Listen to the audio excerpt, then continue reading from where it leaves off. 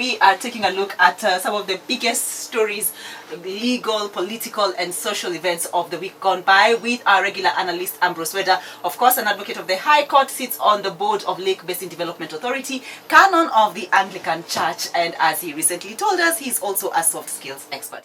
Just a few days ago, criticized his friends, the Tanzanian President, John Magufuli, for his casual approach to COVID-19.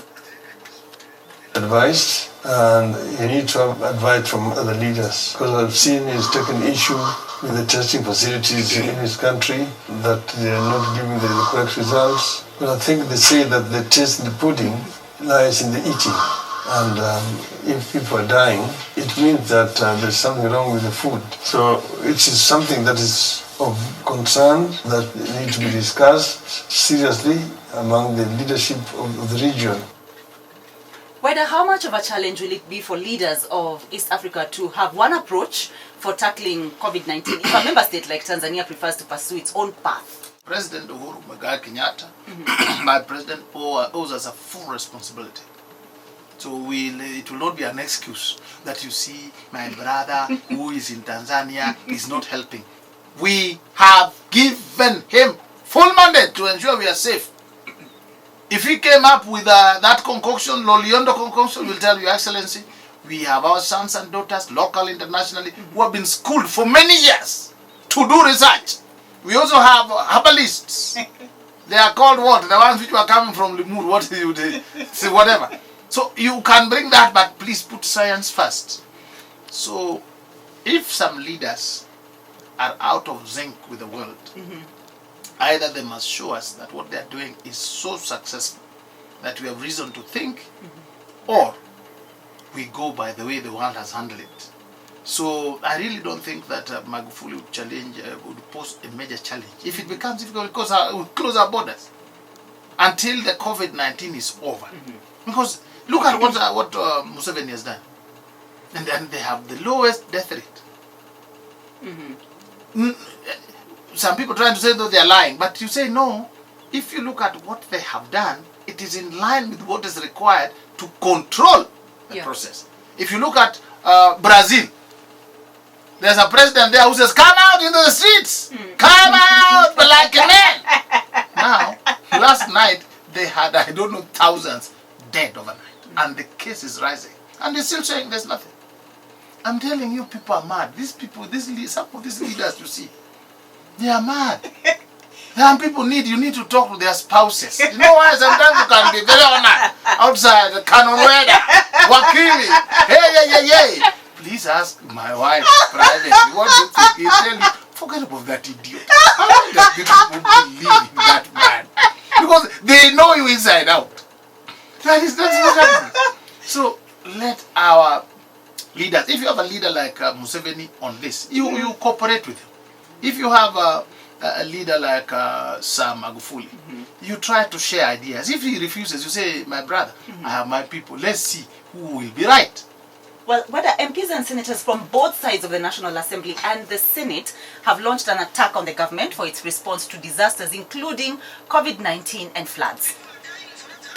Dying for not having sanitizer, people are dying out of flood, Mr. Speaker. It's very shameful, Mr. Speaker. And you call yourself government. If it was in democracies that have matured, this government will have resigned. We will have had a general election now.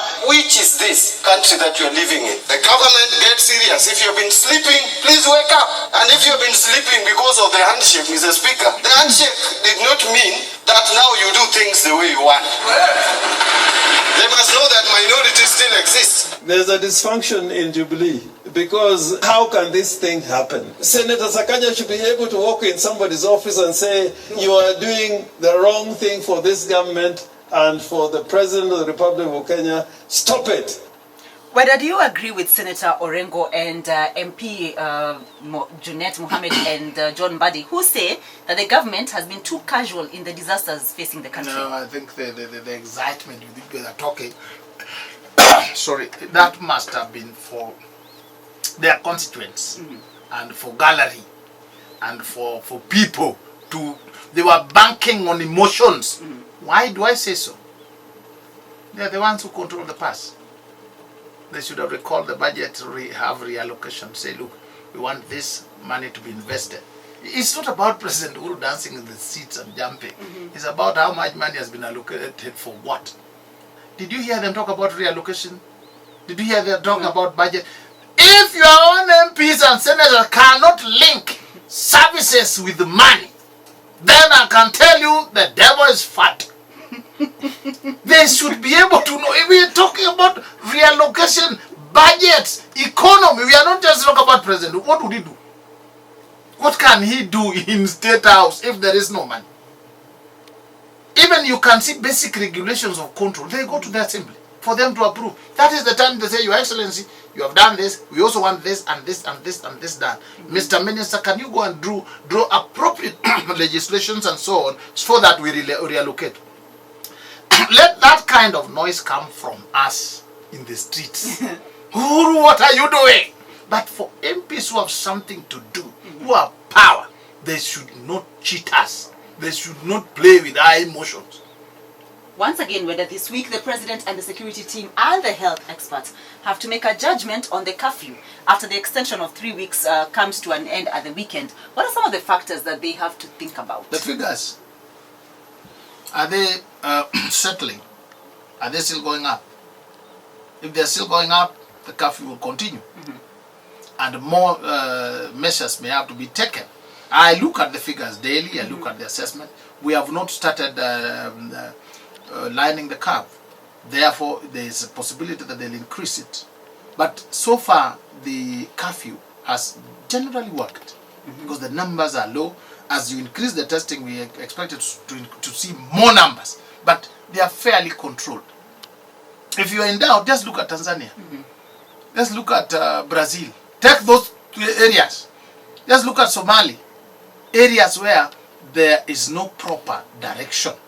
And you see the numbers. They test very little, and even the little they test, people have. So, I think we will have another 21 days. But if they didn't, I will see the numbers will go up. Even now, I can see that after 11 o'clock, the town fills up. Yes. Something will have to be done about that. That is the basis why the numbers are increasing. Let us leave the space for people who have to work. The KBC radio has to be listened to. Yes. So Julie has to come. What about Weda? Loitering in the street saying, I put it to you, I'm a lawyer. Section this. You say, Mr. Lawyer, section this. We can't eat it now. Oh, please. Go back home, stay in your compound and wait. Children, you want to tour with them. That is the difference. There are people that are essential service providers. And it is not by definition. It is not by look. You just see what somebody does. I say, can we do without it? The question is, if this radio was not working, and in that by extension, all other radios, can we do without it? The answer is no. We will be in the dark. Yes. You understand? But what about a crusade? Prayer crusade. I love the Lord, but you have to choose.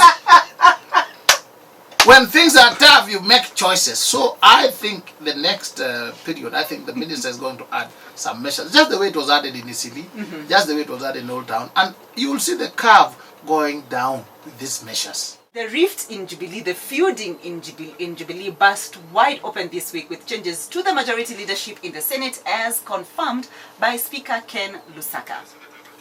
And resolved unanimously to remove the current leader of majority, Senator Kipchumba Murkomen. B, remove the current majority whip, Senator Susan Kihika. I'm satisfied that the changes were made in accordance with Senate standing order and meets the threshold required. Accordingly, the majority has effected changes which shall now take effect as follows. Senate Majority Leader, Senator Samuel Bogisho. 2, Senate Minority Whip, Senator Irun Kangata. Mr. Speaker, I want to tell the President, stop lying to the Senate. The President is already a big man. Now, therefore, deliver for the people of Kenya. Murkomen is out of the way. If I was your assembly block, deliver for the people of Kenya. Allow all the bills that Mr. Speaker has been signed unconstitutionally, and which Mr. Speaker, this House went to court to challenge. Allow those bills to come. Our reporter Maxwell Wasike caught up with the new Senate Majority Leader Samuel Pogisio yesterday, and this is part of that interview. changes needed to be made, especially the Senate, because the Senate was looking like it was destroying the government side and it was not moving. So this is the moment. Those who are ahead of us, the decision was made exactly the same way on trust. When that trust now is destroyed, you can no longer now continue just enforcing yourself on this. It's good to say, hey, I've done my bit, and now let another team take it forward. And I hope that there are many people who may not be very happy, but here is a point to try and use all our means to try and get everybody back to a place where we can say we are all responsible to one government and to the Senate and to the direction of the country. Fighting back or resisting or trying to stop people from making moves and coming together does not help. I think what helps is really saying, can we begin to debate the issue of these guys have contributed? Let's congratulate them for what they have done, but let's move on now to another level. Is this now the ribbon of KANU that we knew a strong and bigger political outfit? Yes, it just goes to show you that KANU is alive and kicking, and the KANU is always the mother of all the political parties, and the mother never really dies. So we have a regrouping, redefining, and you can see now that KANU is obviously ndani ya serikali and KANU iko ndani kabisa, said Senator Pogisio in that interview with Maxwell Wasike yesterday. Interestingly, the Jubilee formalized its post-election agreement with KANU just a few days ago. So it appears that this week's drama was a well-choreographed strategy. My younger brother, Murkomen, to watch his temper. That is his president. He has had the best part of it. He's been eating life with a big spoon. All he needs to do is to thank Jehovah that this far he has come and he has been ahead of his age mates. Coming down from chicken or whatever selling to everything, senator, majority leader, all these things. There come a time when you say, thank you, Jehovah. I've come this far. Age is on my side. Another day will come. I'll rise. I don't know why you would attack President Uhuru. He's the same guy who gave him the job. Whoever gives you the job, if he takes the job, you say, thank you, sir. I'm still around and I'm still eating. When this season is over, remember me, because everything is a season. The creator of the universe said, to everything there's a season, there's a time. There's a time for Murkomen to be majority leader. There's a time for him to be out. If it happens to be in one generation, so be it, you thank God for it. So attacking the president and people and sounding very bitter has no basis. But I advise him on the spiritual scale, as a spiritual big brother, that to everything give thanks. That's what God wants. However, if you look at the jostling, it is not about the cooperation strategy. No. It is about an old political debt, in my view. Remember, the fallen President Daniel Toroti Jarab Moi picked President Uhuru from Gatundu quickly. Makto was asked to resign. He came into government and was put into cabinet. And from that time, it kept on rising. Now remember, Mzee Moi in his sunset days, he would have a private meeting with the president's mother, a very gracious lady, the first lady of this country, very gracious, very composed. And then the president. It is about the old debt. Look at what I did. Look at what the first president did to me. Through him, even during the change in constitution movement, he was with me. I became president. He passed on, I took over. By the time the first president was passing on, our current president, President Uhuru, was very young. The first lady was also in her middle years. Under President Moi, he was very protective, very resourceful, very close to the family. And the family grew to the extent now President Uhuru became president. So it is like also saying, I am now also, a good old man says, I am leaving, about to leave. And I'm also leaving a family in your hands. That family, you saw when the president was being buried, they took the Nyayo Rungu and they gave it to Gideon. to do the political bidding. This political bidding was not to be senator or to be what, but to see ways of how to grow. That is the commencement of that reciprocation. So President Uhuru has a method that has been commenced to reciprocate that old hand. Or it's not a debt, it's a hand. These people are together. That's why when you hear the William Honor, my big brother, the deputy president, William Samuel Ruto, talking about the dynasties. I always wish I was next to him. I was saying, Your Excellency, you don't have to use the word dynasties. I can get for you another word that sounds very nice. Because when you say dynasties, then the Odingas, then the Kenyattas, then the Mois, they come together. That is tier 1 of the dynasties. Then you go to tier 2. The big families, the Koinanges, the whatever, the Nyachais. You understand that? By the time you reach where the dynasties of the deputy president, you're already down there where our Kinaweda are. So they close together. And they say the way this man is talking, if he took power, he will deal with that. So we must make sure that it doesn't. I would have told him, Your Excellency, before you speak, let me help in another word. I used to teach English. So let me get you a better word that will not scare people. So these people are a team. Now, be that as it may, the Political Parties Disputes Tribunal yesterday suspended the Jubilee KANU post-election coalition deal and until the Jubilee National Executive Committee meets. So where does that leave the fate of Senator Pogisio, who is a member of KANU? The Parliament may not be listening to that. It's already been done. And those who went to court, I would tell them, you can do the tribunal business. But when it is the president, you have to be politically smart. You can be very legally smart, but politically not smart. That is the part they've been missing. If I was now next to the deputy president, advising, I would have told him, Your Excellency, until your strength lies with the people of Kenya, and your strength lies with your interaction with them. For now, COVID has stopped this meeting. Also, keep quiet. Just keep cool and reorganize your troops. Because the beauty is, the more people fall, the more you are having a big team of disgruntled supporters. Now diehards. The more people are thrown out, they become your diehards. They sympathize and become your diehards. Like the 12 disciples of Jesus Christ. The more they suffer, the more they become close. Yes. Fire binds people together. So I would have told him, just keep quiet, just wait. When the COVID is over and you can do rallies, these people will show up and the other people will be the other side. So the Political Parties Tribunal may be making its order. But you have seen how the Speaker, Lusaka, has gone to announce with the tongue in cheek. You could hear even him. He says, people attended. He knows that it is not the way it is done. But he's already endorsed it.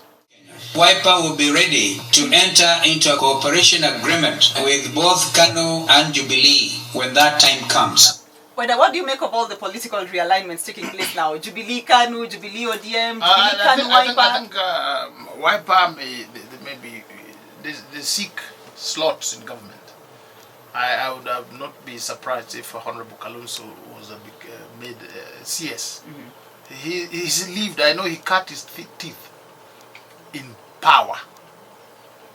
As far as I can remember, he was an MP, assistant minister for a long time, KANU organizing secretary, and then minister for many years. Life outside in the streets, where you have to fend for space yourself, is difficult. So I think he'll easily go in as a cabinet secretary or something like that. The one who will find it difficult becoming cabinet secretary is Honorable Raila. Yes. So these people are jostling, and I know that they will try to stay outside Musalia Mudavadi. And if he was to stay outside, maybe these are the people, when a fight breaks, he may be the president. If Honorable Ruto is not, it may be Musalia. Because I think Baba will receive the anger of the fallouts. People will blame him. I can see people already blaming him that wherever he goes, there's trouble. The president now is acting in an unusual way, so he may receive the fallback. So the realignments are basically for positions. It's not to deal with COVID or to give us a vaccine or to add more money or to grow the economy. It's just about positions. And you know, those who are talking, they love positions. Drama has also been playing out in the Orange Democratic Movement after Narok Senator Ledama Olekina won the Senate County Public Accounts and Investments Committee chairmanship against party candidate Professor Sam Ongeri. To step down, and we are not ready for democracy. There is no way in the standing orders that says that after an election has been held, anyone can say, no, I'm not happy with the process. There's always be a winner and a loser. This will be a test of time. So I will stay firm, and if the worst come to the worst, I will go back to my people and we will make a decision. It is sad that someone like Ledama Olekina, who's competent, is being replaced by someone who has served in the highest offices in Kenya and still wants to eat into the time that a young person. It can't be just the old generation. When will this young... Well, that is Gladys Sholei speaking in support of the Narok Senator Ledama Olekina. He too rushed to court and was granted a temporary reprieve from de-whipping by ODM from 2 Senate committees. Is this an extension of the succession politics now playing out in Senate? What is happening is this. There are realignments. And these realignments are being done, I think, directed at people allied to the Deputy President. It has nothing to do with them, whatever. Somebody like Ledema. Ledama Olekina. Now, he has 2 problems. One, he's the kind that if he was in the PAC, he can harass people, especially people who have eaten, can take you through hell. So that caliber of people may never want him.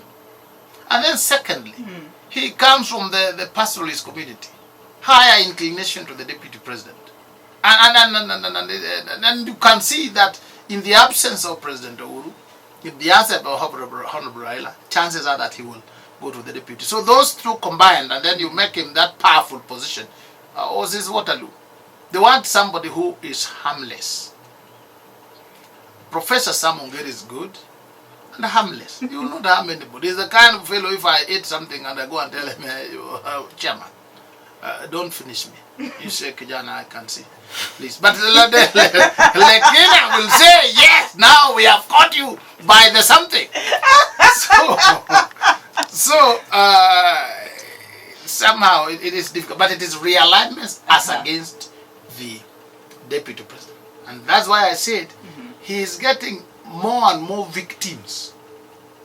These victims will group. That's the same way that they grouped in 2002 and cleared President Moi and President Uhuru's candidature. They just grouped Honorable Saitoto, Honorable Kalonzo Musyoka, all the people who were kicked in the same fashion, grouped. That is what is going to happen here in Kenya. You're going to kick them, Lekina, Sholei, who then they group. But unfortunately for my side, which is the president's side, we are kicking out the younger people. So their lifespan is longer. Yes. They can hit you in 2022 and wait to hit you in 2032. Although I was hoping 2032, then it will be my chance to be president. Now if you are ganging up these people, they will take up my chance. One man who must be very grateful to the court is Joshua Waiganjo, the fake cop, alongside his 2 co-accused, including former Rift Valley Police boss John Mtombijiwe, was set free after almost 7 years in and out of courts. August 1, koti imeamua hiyo kesi ilikuwa ya kuwekelewa na imefanya. The magistrate in Nakuru ruled that the prosecution failed to provide sufficient evidence after the 2 police who investigated the case against Waiganjo and his co-accused failed to testify. Does this sound to you like a case that was sabotaged? No, the case was not sabotaged. Waiganjo was not a fake police. Please understand this. We used to have police reservists, and they are in ranks. They are in ranks, including PPO and whatever. Yes. They are shadow police. In fact, some of them had uniforms, they have ranks, they are armed. We used to see them even when I was a young person. I knew them. It is only that when you are busted and there's a public outcry, then they'll quickly deny you, because the police we know are the regular police that have gone to Kiganjo and have come back. I'm telling you, it is very difficult for you to wake up in your house wear for police uniform. Very difficult.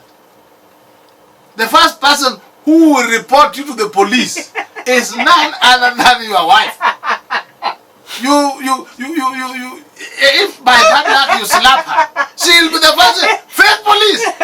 So Waganji was not fake police. Waganji was, I think, in my view, he was working for the police. And when this thing came out, or he made some mistakes, the police had to deny. And once you're denied, then how do you stop people from talking? Umepelekwa mbele. You are charged. The way to stop people from talking is to take them to court. Then you say the matter is in court. It is sub judice. That is what was happening. Otherwise, there was no big crime in my view. The police allowed him to operate, to do all those things he was doing. Can you arrest people unless you have your own police station and your own jail? So why was he doing all these things? Can you keep police uniform in your house? Where do you get it? Where do you... So, you know, sometimes you play wananchi and then they play along and then we are arrested. In court, I don't think there was any serious court, especially when you talk about fake police. The offenses would be like impersonation. Offenses would be like cheating, pretending, or doing all these things. But I'm sure if you allowed it to go on defense and he chose to speak, he would be able to say, yeah, I was not fake. I was police. I was allowed to operate. I was at a service or something like that. That's what I think. To have a home built by the state. So I've put that money. When others are building governors' homes, I've built an office. This is not my building. This is a building that belongs to the county government of Machakos. And because I'm a believer that devolution is not going anywhere, this building will always be here for 200 years. You know, it's a shape of authority. It's a shape. You can't fault Dr. Mutua for dreaming big. I mean, he says the newly opened Machakos County offices, which has been described as lavish, opulent, spectacular, extravagant, glamorous, splendid, and all other adjectives, will last 200 years. Those who describe it as glamorous, splendid are just people who think poor. Poverty mentality. Basic and backward. People who do not think the 200 years we are talking about. Remember, every county was allocated money to build county headquarters. Not county headquarters, the county offices. The one where the governor, the seat of the governor. And governance that will last many years requires a seat. Some governors have chosen to work under trees or some under old dilapidated buildings. So this money is come and they steal it. Because I'm told, I remember vaguely, that some counties were allocated about 300 million. 300 million is a lot of money. Yes. You're just building the kind of thing that Mutua has built. You can build your own small house and paint it white. It looks mwah. Please. People don't know. You can build your own small house with 2 million and paint it white and nice. If you get good workmanship, it looks wonderful. Look at State House. Suppose the president was renting houses and offices. Where would we be? So I think for now, Governor Mutua will be faulted. And because it is something which is good, you will always be faulted. Because people are myopic. What he has done, in my view, is good. And if you count the savings, it will be a lot. I know some governors. I know a governor in Luo Nyanza who his county is not in Kisumu, but he lives in Kisumu and he pays rent. Some governors you knew are living in hotels. Yes. They spend more money going to hotels for whatever. If you go to State House, where President Uhuru is, you understand that? Yes. There's tea just made from the kitchen in there, and it's just like the tea you make in your house. But if it was government tea, it would be 1,000 shillings a cup. So all these savings are good. Let us congratulate Governor Mutua and I urge other governors to look ahead. This money, there was a budget for this. And the way government works, the way they are so-called if works, yes. If money has been allocated to you for a project, if you don't do it, the money goes back. Yes. So there are counties whose monies have gone back because of fear, because of timidity. In fact, it is good that he is a governor that is living, so that you can't say he did this for his own himself. If he was a first-term governor, then you say, hey, this guy is doing this. Let us think big. Big. If I was governor, Kisumu would do a grandiose place. Well, that when people come and you tell them you want this, they see it.